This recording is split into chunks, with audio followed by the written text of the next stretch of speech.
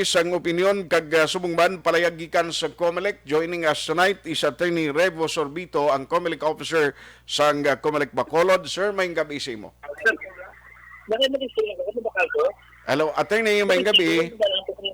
Hello, Sir Art, may gabi, no? Kag may gabi man sa para mati sa imo na programa.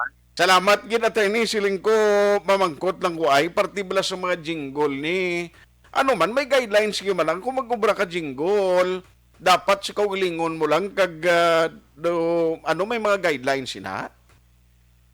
Well, actually, Sir Art, nabasa naman, no? Ang mga balita, no?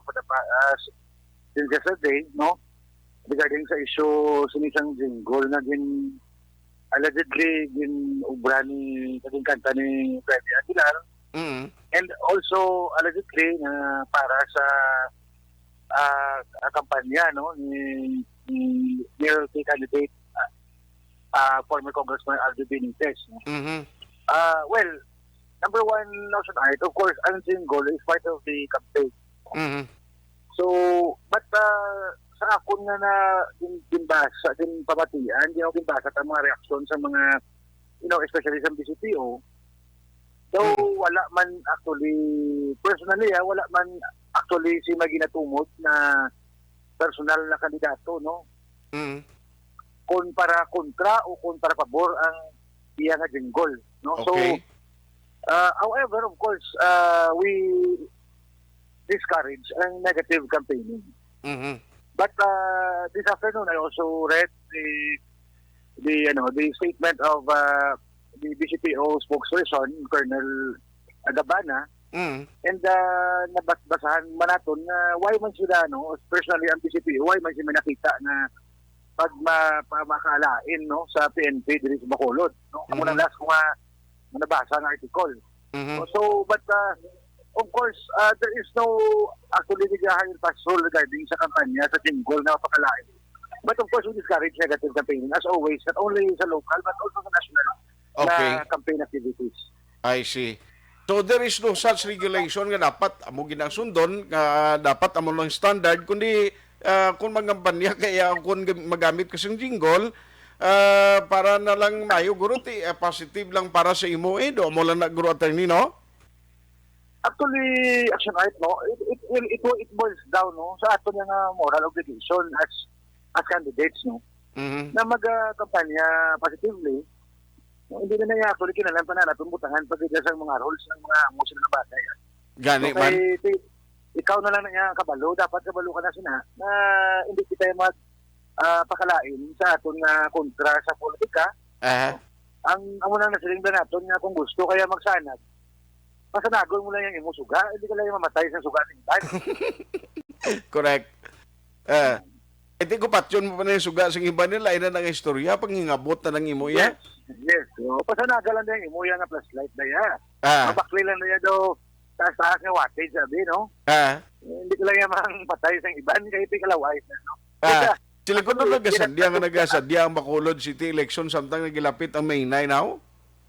Yes, and then I would like to mention also, kung may ara magidya sang negative campaign, no, again, it goes against, no, sa imo pinirmahan sakto sa peace covenant na nagpromisa ikaw nga magandak sa imo kampanya, no, nga fair lang, no, kag just, no, para sa tanan nga involvado dira. Aha. Unless siguro kung inang kanta ni Freddy Aguilar, allegedly si Freddy kuno na siya da. Kaya way pa ko kabati actually gid sang kabugusan nga kanta niya. Kung ginapatukar o kung ginapalibot nira sang kung sino nga kampo nga ginadedikaran isang iambanon, that is another thing. Pero pamatyagan kung duway ni ginapa-play nga music, kundi ara lang yan sa social media doon naglaptop mo. Yes, Sir Art, no, in fact, even me, why pa ko kabati isang bilog na kanta, no, kasi ang gwa gani again, no, as I've been saying, kung may ara kita sa mga reklamo, parte sa mga unang kampanya, dapat file ka mo kaso. Hindi kita magkadura sa social media. Kaya ang social media, again, mabalik naman sa kutso-kutso nga istorya. So, kung may diferensya, kung may makita, ang muda nga labag sa aton nga lagi, sa aton guidelines, no? you file the appropriate and the formal complaints Mhm. para again ma-action na natin. Aha, aha.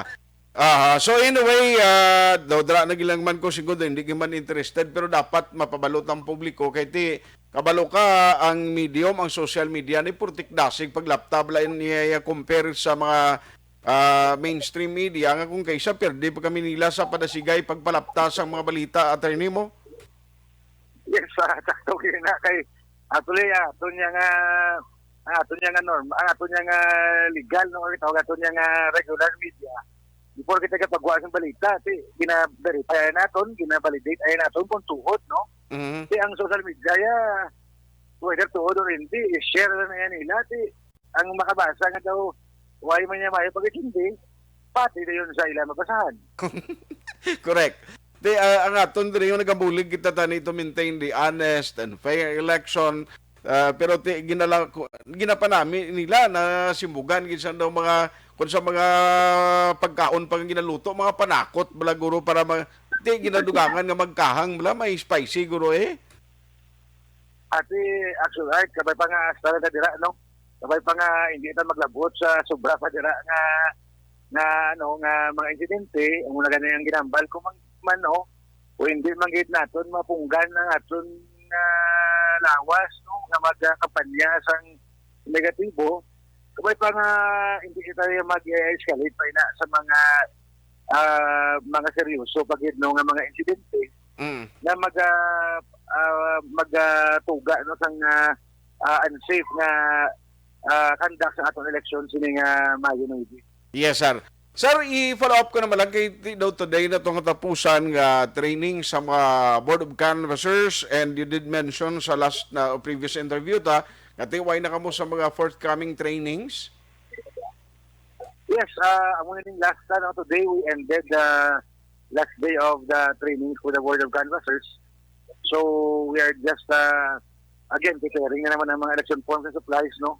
And then we're waiting for the vote counting machines to arrive para sa May 7 at nga final testing and sealing. Aha. Why pa man ni attorney sa nag-request nagpadala sa Provincial Election Office nga ti may VCM roadshow sa mga sectors dira or organization?